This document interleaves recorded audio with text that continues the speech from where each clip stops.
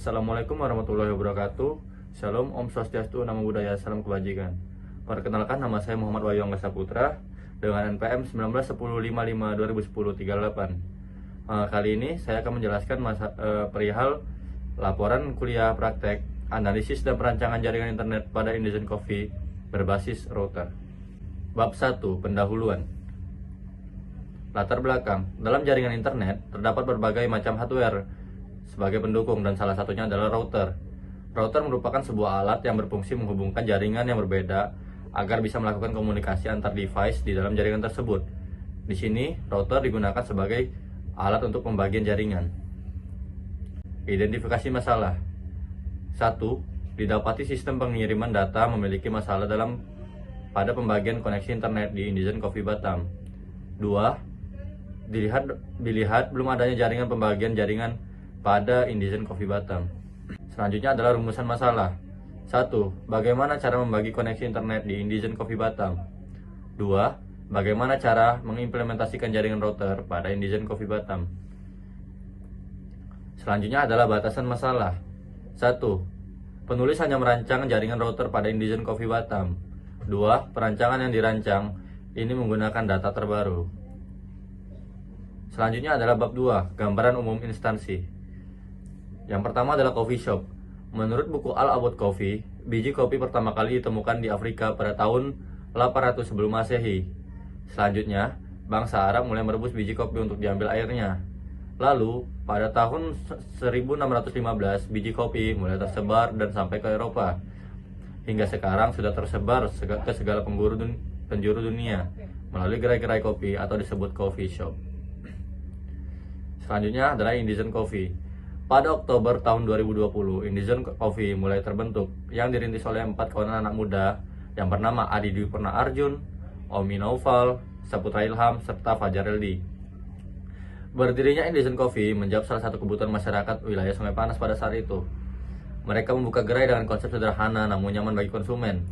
Indonesian menyajikan berbagai macam menu minuman baik kopi maupun non-kopi, dengan kopi susu sebagai signature-nya. Selanjutnya adalah bab 3, landasan teori. Landasan teori, sebuah jaringan yang besar cenderung memperlambat akibat lalu lintas data yang terlalu padat, sehingga terjadi apa yang dinamakan congestion atau kemacetan. Membagi sebuah jaringan yang besar menjadi jaringan-jaringan yang lebih kecil, itu dinamakan network segmentation, yang bisa dilakukan dengan menggunakan router, switch, dan bridge.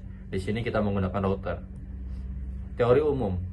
Teori umum digunakan untuk mendukung laporan kerja praktek pada Indonesian Coffee. DHCP server. DHCP atau Dynamic Host Controller Protocol adalah protokol pengalamatan host secara dinamis.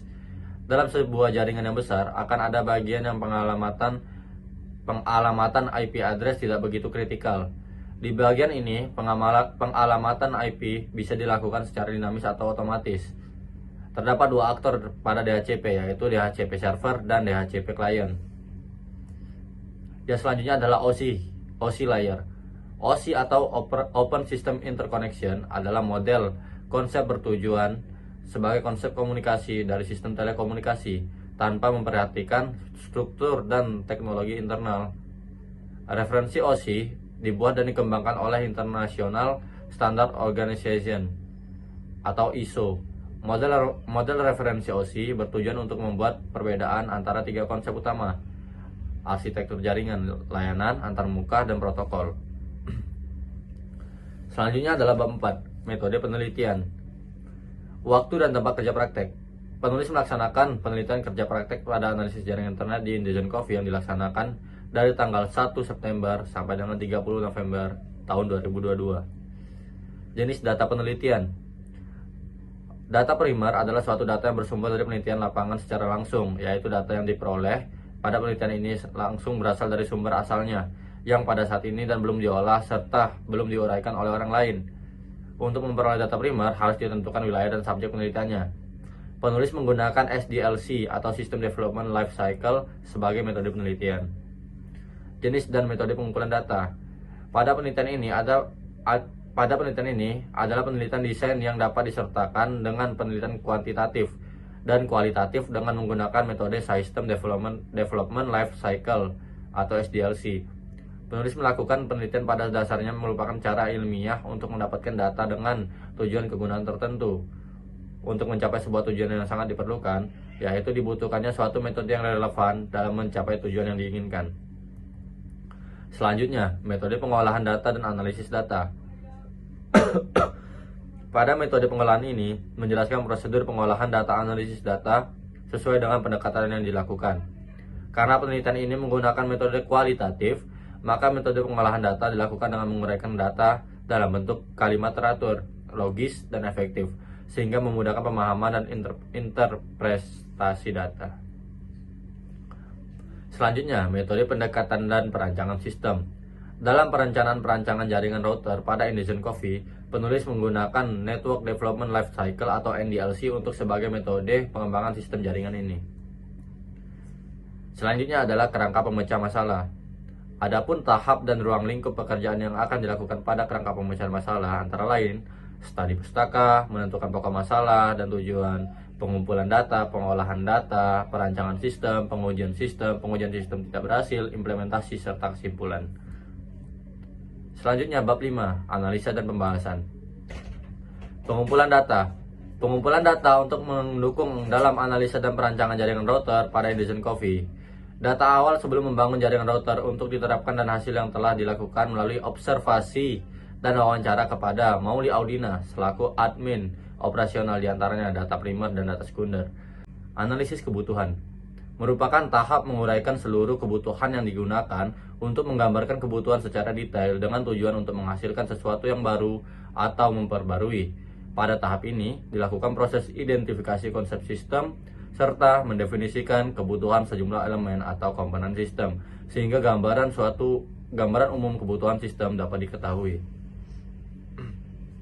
Selanjutnya desain. Berikut adalah perancangan topologi baru dengan menggunakan topologi star. Bab 6. Penutup.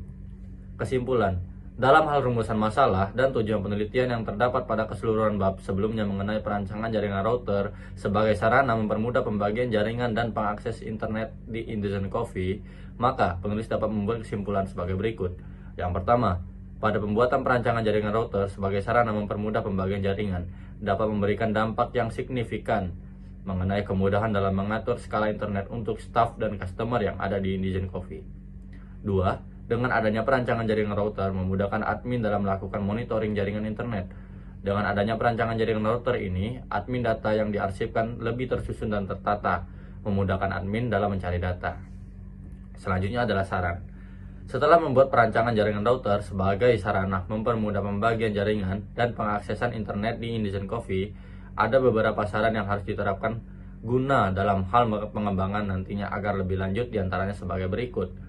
Yang pertama, pada perancangan jaringan router sebagai sarana mempermudah jaringan dan pengaksesan internet di Indigen Coffee dapat diimplementasikan ke dalam realita agar mempermudah pekerjaan dalam yang dikerjakan.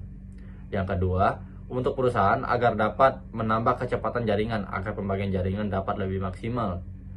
Dan yang ketiga, untuk pembaca sekiranya penulisan ini dapat menjadi rekomendasi atau acuan. Sekian. Terima kasih. Wassalamualaikum warahmatullahi wabarakatuh.